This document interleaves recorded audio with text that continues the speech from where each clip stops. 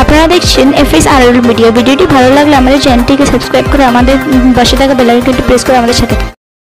কাকে কি বলতে হয় জ্ঞানটাও নেই, বা ওকে সাজিয়ে দিয়ে বলাচ্ছে।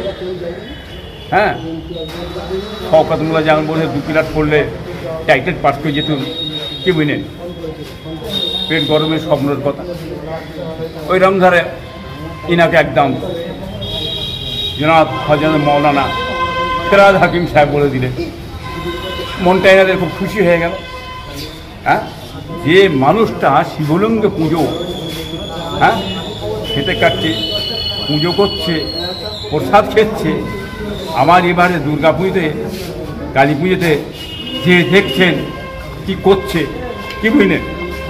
হ্যাঁ, অতএব এরা তো বলবি,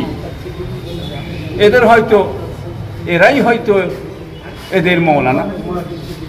আর এই টাইপেরই মৌলানা জোগাড় করি, ইমাম জোগাড় করে, হ্যাঁ, দলদাস হয়ে কথাবার্তা যাতে বলে, কি বুঝলেন, কথা নিন না।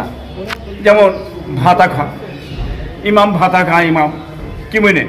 এদের ঘরে কথা বলতে গেলে সরকারের হয়ে কথা বলতে হবে, নেতাদের হয়ে কথা বলতে হবে।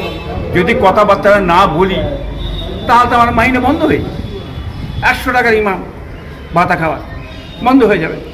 অতএব এরা হচ্ছে দলদাস, এদের কোনো অস্তিত্ব নেই। আর এই মাথায় টুপি দিয়ে আর এই সেজে ফিজে সন্ন্যতি মানে জামা পরিয়ে এরা এইসব কাজগুলো, টিএমসির নেতাগুলো এসব কাজগুলো করে বেড়াচ্ছে। অতএব বাংলার মানুষ এদের চিনে দিয়েছে, কি বুঝলেন। আগামী ইলেকশনে এদের কি জবাব দিতে হয় বাংলার মানুষ, আপনি একটু সহ্য করে দেখেন, ধৈর্য ধরেন না। তো প্রোগ্রাম থেকে দেখলাম ইমাম সাহেবরা বক্তব্য দিচ্ছেন যে আবারও 2026-এ এই বিভাগকে জেতাতে হবে। আমি তো একটু আগেই বললাম তো, বুঝলেন না।